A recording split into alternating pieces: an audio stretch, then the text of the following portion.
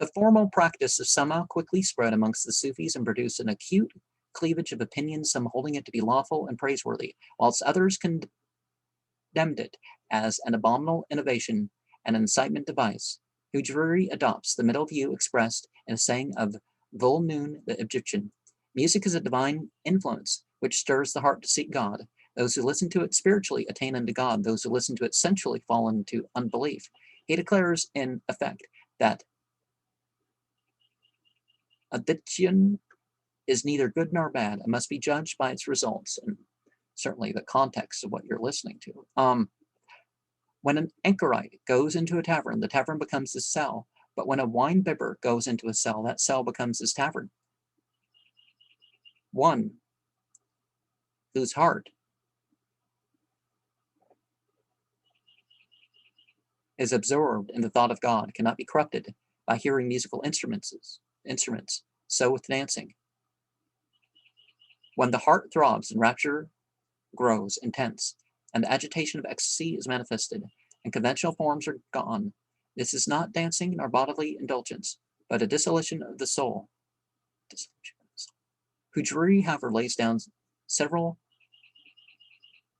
precautionary rules for those who engage in audition, and he confesses, too, that the public concerts given by dervishes are extremely demoralizing. Novices, he thinks, should not be permitted to attend them. In modern times, these orgiastic scenes have frequently been described by eyewitnesses. I will now translate from Jami's Lives of the Saints the account of a similar performance which took place about 700 years ago.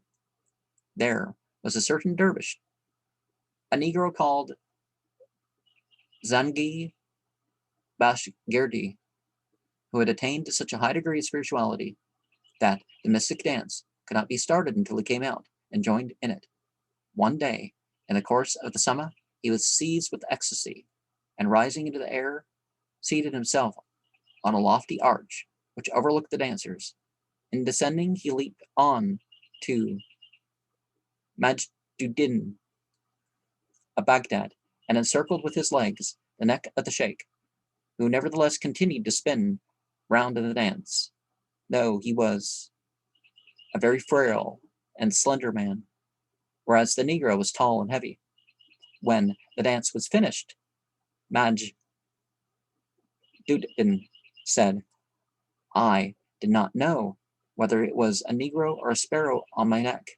On getting off the sheikh's shoulders, the Negro bit his cheek so severely that the scar remained visible ever after. Majduddin often used to say that on the day of judgment, he would not boast of anything except that he bore the mark of this Negro's teeth on his face. Grotesque and ignoble features, not to speak of grosser deformities, must appear in any faithful delineation of the ecstatic life of Islam.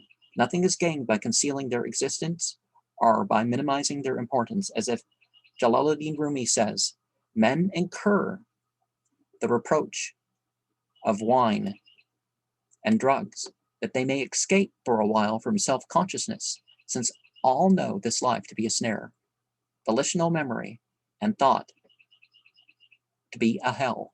Let us acknowledge that the transports of spiritual intoxication are not always sublime, and that human nature has a trick of avenging itself on those who would cast it off.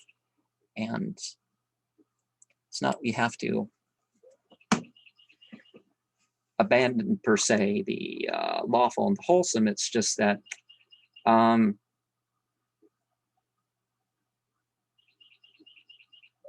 you got to return to a state of humility and admit to yourself that, hey, things were different. I would have done the same thing.